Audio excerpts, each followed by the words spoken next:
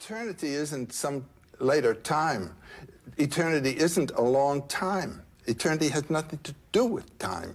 Eternity is that dimension of here and now, which thinking in time cuts out. This is it. This is my... If you don't get it here, you won't get it anywhere. And the experience of eternity right here and now is the function of life. Hey everyone, welcome back to another exciting episode of Journey with PKD. Here we are concluding our little mini-series, I know, sad, on the 4 basic functions of myth according to American author, writer, professor Joseph Campbell. This is the pedagogical function of myth, or the wisdom. Quick recap before we dive into it. The first function was the mystical, the metaphysical, the kind of transcendent beauty, shock, awe, maybe terror of taking oneself out of the ordinary into the extraordinary. Then we had the cosmological function, which was about the universe, how it came to be, the origins, the natural phenomena within it, the explanation for it, past, present, or future. Then we had the sociological function, which was the framework of what's right and what's wrong. And now we're into the pedagogical, the real wisdom, life-sustaining wisdom through time. This is nuanced and different from just lessons of what's right and wrong, though there's some overlap in obvious shared familiar territory. It goes deeper. This is about how we get through the various life cycles we experience from birth to death, from coming of age, boy to man, girl to woman, to dependency to independency, raising a family, all the way through our twilight years, and then the final curtain call for us all. How we deal with those questions across life. That's the pedagogical function, not just the framework of what's right and wrong. So I'll take a current example to give a little bit more explanation of what I'm talking about. Take a current movie like Avatar 2, where you have different groups of people operating within different sociological functions. You've got sky people, which are the humans, the tree people, which are one subsect of the Na'vi, and then you have the water people. And within each of these groups, you have your own ideas of what's right and wrong to do within each group. Clear delineations of how you operate within that little society. And you can see where they all clash and how some mix together and how there's some overlap and how there's not. That's still the sociological function of myth, not how you go through life and all the cycles within. And in Avatar 2, actually, they do deal with that, with dealing with the bigger questions of coming of age, as you see in a lot of the scenes with the kids, how to even deal with the bigger questions of life and death. So you have a deeper well that they're going into. And this is really the framework of, I think, what people find to be most familiar about myth when they say they're learning something from it. It's the pedagogical function normally, which again has elements of right and wrong, but it's really deeper than that. This is where we're more sustained by our spiritual traditions. If you're talking about the Western culture, the Old Testament, Proverbs, Psalms, Ecclesiastes, one of my favorites, the Sermon on the Mount in the New Testament. In the Eastern traditions, you're talking about the Four Noble Truths of Buddhism, the Eightfold Path. In Hinduism, the Gita, conversations between Krishna and Arjuna about honor and duty and lifetimes and how it all goes together. This is the pedagogical function, how you get through life in all of these different cycles. So it's very, very deep, but it is a part of the function of the technology of myth. And it's so brilliant because I've mentioned this before in a previous video, but we sometimes don't learn the best from just speaking to our friends and family or people we may know all the time and see and run into. Not that we can't get great counsel from our friends and family, But sometimes being an objective third-party watcher of somebody else go through something, we tend to take out that judgmental part of ourselves that views life from maybe baggage or different family dynamics we may have had with people or friends or circles of friends. And sometimes we can just objectively see through the representation of other people going through things ourselves. So as we watch others go through things, we put ourselves in their shoes, and this is all happening without really thinking about it. We are now dealing in the symbolic, the archetypal, and there's something now changing. So you do find it, of course, in storytelling, in film, and movies and books and plays, because we are those characters. Again, to repeat that, it's something Joseph Campbell often talked about, that it's not just something going on outside of you, and that's why we're relating in a lot of ways.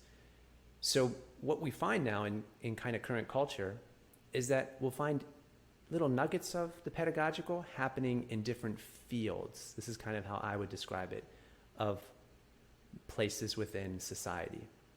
So just like in the sociological function where I mentioned anything that had a code or ethics or creed, assassins, Jedis, soldiers, military code, right? I gave examples for each of these. You can have the pedagogical imparting wisdom and coming of age and different things to certain sections.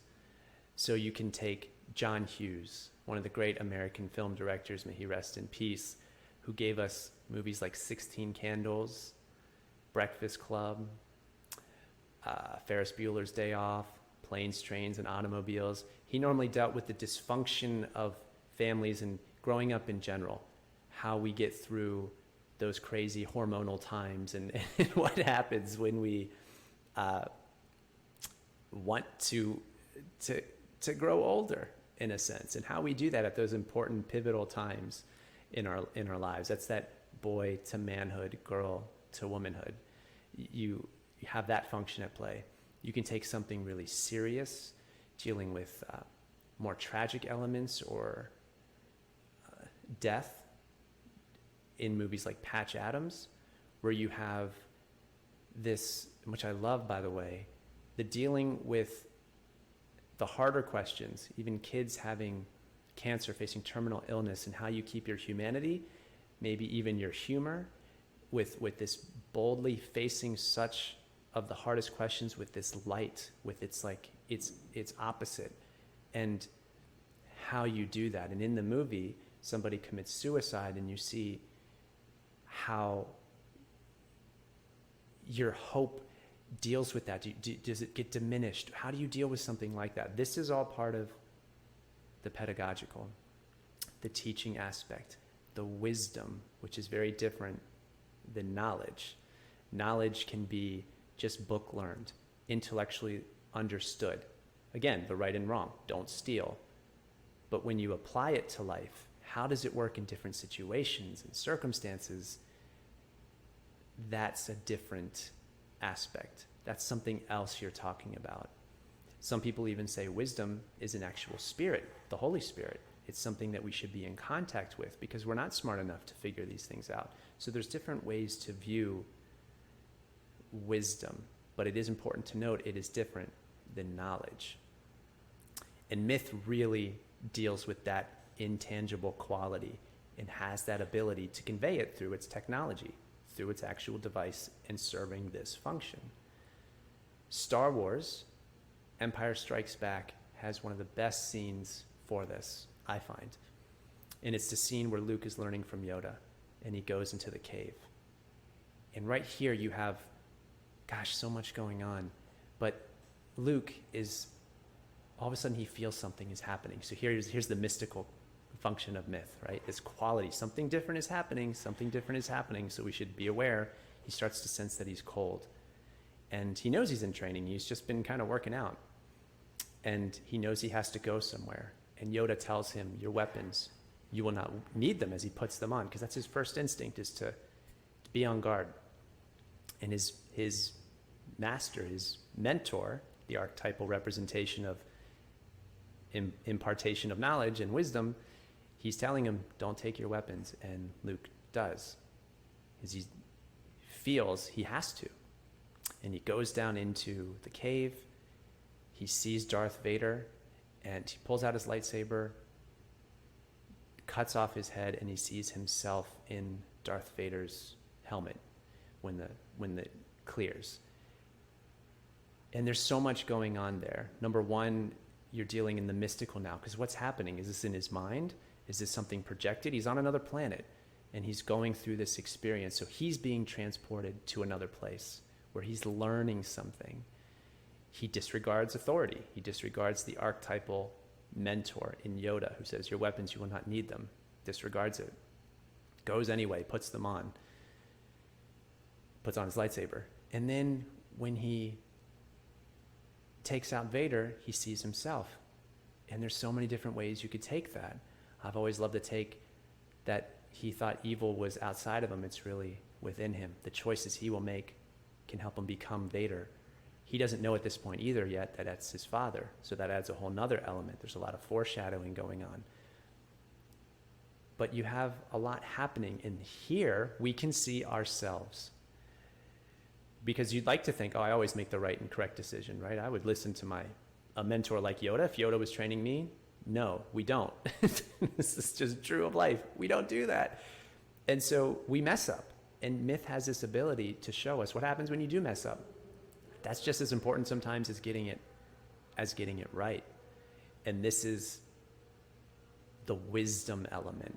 Not just knowing necessarily, oh, it's wrong to steal, but why and how that works. In Man of Steel, Clark Kent, young Superman, is being bullied. And his father, Jonathan Kent, comes over. And these kids are, they want to fight him. And Clark holds back. He doesn't punch back. But he tells his father, look, I wanted to. And his father says, Jonathan Kent says, I know, but part of me wanted you to. But what would it have solved? And he asks him, who do you want to become with your powers? What kind of man do you want to become? That's another example of the pedagogical function of myth at play. This timeless idea of who we are as humans going through these different cycles of life. One of the estimates I heard is about 200,000 years going back, we have the exact same nervous system, size, brains, etc., as we've had, dealing with our lower nature and higher nature for potentially hundreds of thousands of years. And yet, even though we update our technologies and our gizmos and our gadgets, and we have new ways of doing things, we still deal and grapple with these same questions and concerns, whether it's love and revenge or death or coming of age. A lot of times it was ritualistic practices of a culture that would acknowledge these transformations within us, whether it was, say, a menstrual cycle for women to go from girl to a woman, or for men to do their first kill in a hunt. There were markers that delineated a different thing is now taking place, a different need now. You're leaving something and you're coming into something new as a man or as a woman or as a husband or as a wife, as a leader, and now into death. You serve a role as a grandparent. These things were and have been with our human condition for hundreds of thousands of years. And we are transmitting through this technology of symbols and archetypes these lessons. That's the pedagogical function of myth. We can do it in different ways through storytelling, as I mentioned, coming of age stories, stories dealing with death. You could take a soldier, again, to use the soldier example from the sociological, you could take a movie like Saving Private Ryan and show what Tom Hanks means at the end when he says, earn it. And you take everything you've experienced watching that film, all the trials and tribulations, the sociological function of what's right and wrong within the code of soldiers, some people making good choices, others not. The world around them in war, which has a mystical component because it's shocking and terrifying and completely sensorial. The cosmological function of why this is happening at all and how it fits in the universe. And you have all these things playing out, and then you hear something, earn it, and what that means. can have the pedagogical function being served. So these are all ways you can have myth as an actual technology help move us along as people. Joseph Campbell dedicated his life's work. He was called to do this. He loved doing this, but he dedicated his life into delving into these things. If you're not familiar with Campbell, as we kind of conclude here on his 4 basic functions, check out his work. I highly recommend it. Start with A Hero with 1,000 Faces. That is, or maybe not start with that one. It's a very not easy read. It's just raw Campbell, here you go, monomyth, hero's journey. Just so much goodness is in there. I just wanted to chew on the pages when I read it. Maybe that's not your experience, but there's so much there. You could probably start with his Power of Myth series that I was introduced to when I was 16. Bill Moyer's Power of Myth. Look him up on YouTube and just kind of pick anything that resonates with you. There's many clips and snippets that are just great in and of themselves, or you can actually sit down and watch the whole interview and discussion. It's a few hours long, but you can find certain little things. Campbell has done a lot to, and has revealed a lot to the world about a different way to see things. A lot of us are metaphorically impaired. We don't necessarily see the connections and the similarities of hearkening to these wonderful things myth can do for our lives, this function, this technology.